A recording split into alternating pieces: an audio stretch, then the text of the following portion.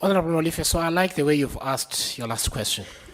Because when you say during the state capture years, I don't want to second guess which years those are. I'm going to give you an opportunity where you use that term. I'm not saying we throw it, where you use that term to say which time period you're referring to, because there might be reason for the Transnet management to pull up the same slides they showed us, and we need to see.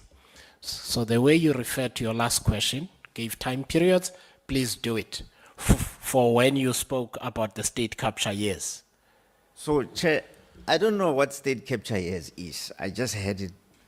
But you referred to it. No, because the group chief executive referred to it first when she said that there was loans during the state capture year. So I don't know exactly when that was and how it happened. But well, for using it, let me apologize and withdraw it, the state capture years. Let me just rather talk about 2011 to 2018 and 2018 to 2024, because I think that is where the disjuncture, that is where the destruction of value happened in Transnet between 2018 and 2024. Thank you. Thank you, Chair. Welcome, Group Chief Executive and Transnet staff and the board. Group Chief, you referred to network vandalism and theft. What is the nature of this network vandalism and theft, and what are the strategies that Transnet is putting in place to deal with network vandalism and theft? In short, is the security department being strengthened? What is the use of modern technology like drones in combating network vandalism and theft? And you have referred to intervention in the pipeline vandalism. What precisely is this intervention that you are talking about?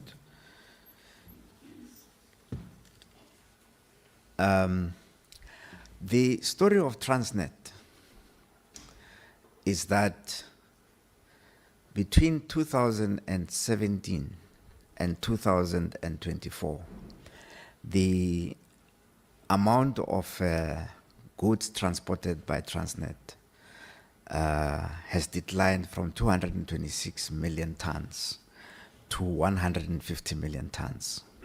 Incidentally, 226 million tons were achieved in 2017 in what a lot of people call the state capture years. And the 226 million tons had never been achieved before in Transnet and has never been achieved since.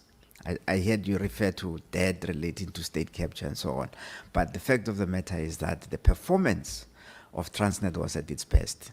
Incidentally, during those years, the state capture years, as you call them when you refer to the debt, Transnet was profitable.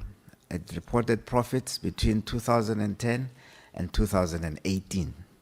What happened after 2017-18 that Transnet is now making such extraordinary losses? I mean, a loss of 10 billion rand is not something to be scoffed at from a very profitable situation during the so-called state capture years. You have a target of achieving 250 million tons, which is better, which will be better than the record that has already been achieved of 226 million tons, and we welcome that. But the question is, by when? Because I did not hear that. By when will the 250 million tons be achieved? Is it in the next 5 years, 10 years, 15 years? When will the 250 million tons be achieved? I heard you speaking a lot about improvements and how improvements will be made, but when you referred to the improvements, I did not get a sense of tangible things that are going to be done. For example, in the ports, we used to have an efficiency measure called crane moves per hour. What has happened to crane moves per hour in the different ports, DCT especially, but in all the ports, Cape Town, Moha, crane moves per hour between 2011 to 2018, and then from 2018 to 2024. Crane moves per hour is something that you either move 26 crane moves, 26 containers per hour, or you don't. And Transnet had a very elaborate way of measuring these crane moves per hour. In fact, to the extent that during the state capture years, the tandem lifts were tandem crane at cranes with tandem capability were employed. Are those cranes still operational? And is the tandem capability still being used? Is it being used? We welcome the pitches of the 4 cranes for Pier 2 in DCT. It will relieve the pressure. But we also had a very good tandem lift, ZPMC tandem cranes in DCT.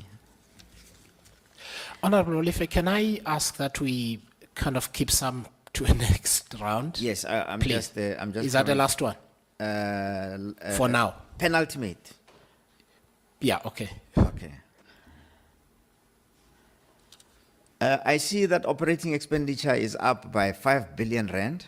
I'm just curious to find out what in the operating expenditure increased. What was the single biggest increase item in the operating expenditure?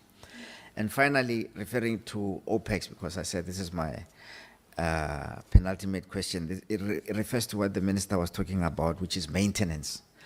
What was the maintenance spend in Transnet for rail, for ports, for pipelines, for everything that we were doing there? What was the maintenance spend between 2011 and 2018? And what was the maintenance spend between 2018 and 2024? And what was the reason for the decrease in maintenance spend? Because I have a feeling that it decreased substantially, and that is why you are having so many breakdowns. Thank you. Then there was a question, and I'm hoping that the team has pulled up the numbers. Mr. Molefe, I can't remember too far in terms of what you referred to the gross crane moves per hour. When you talked about moves per hour in the container terminals. Yes, that's a very important, the most important thing in a container terminal is the moves per hour, not anything else. Yes, so the gross crane moves per hour is the number of moves that a crane does within the hour. That's essentially what it means. Now, and then I'm hoping that the numbers are going to come up. We can talk to the numbers.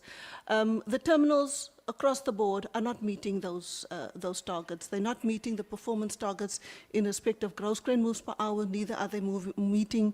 There's another metric, it's called ship working moves per hour.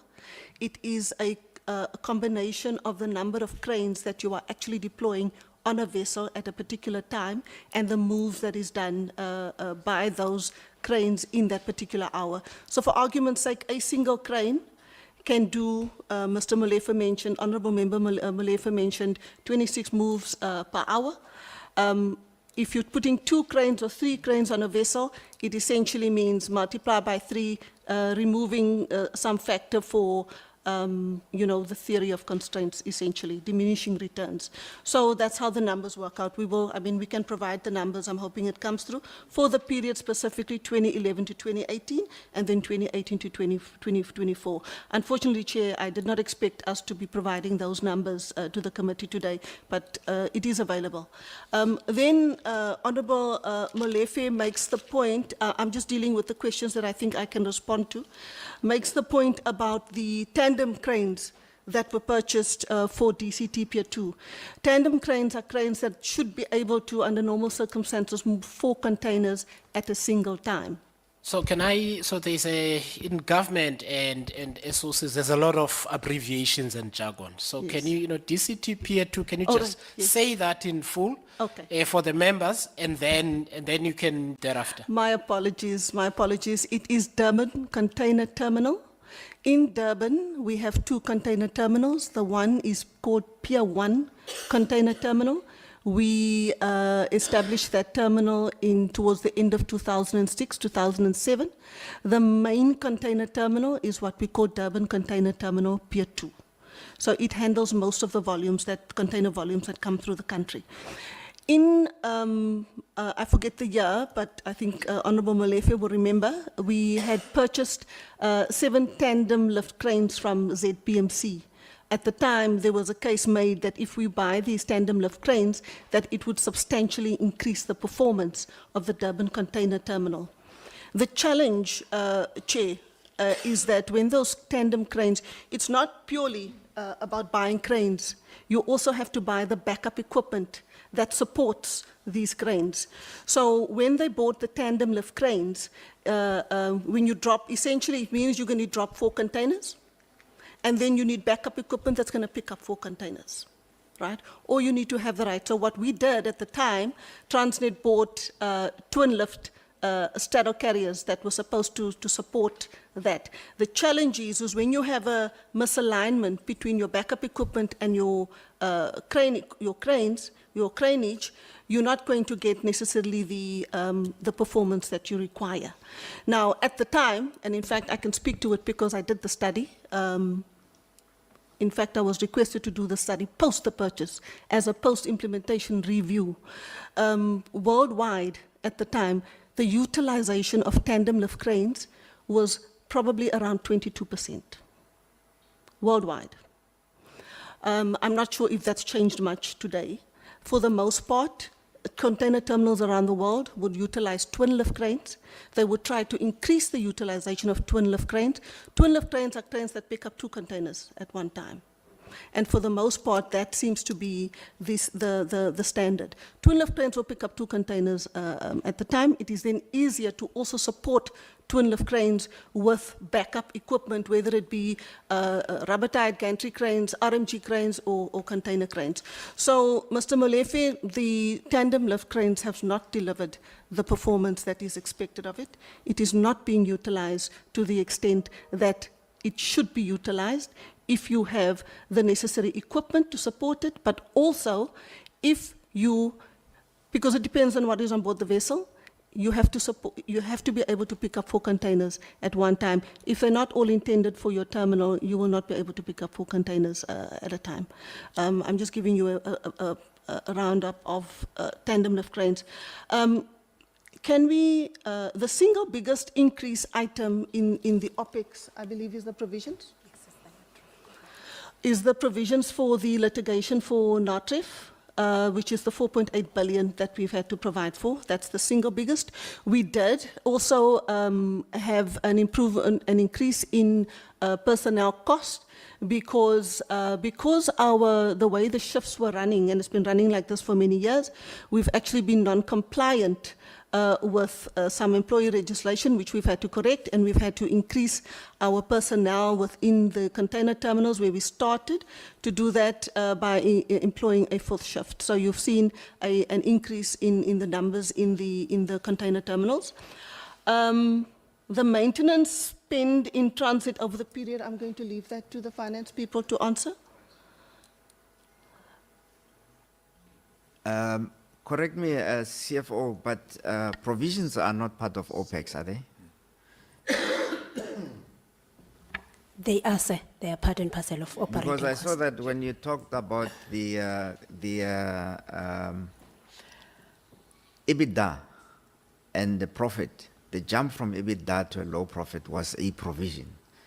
So in EBITDA, it means that that provision was not in EBITDA.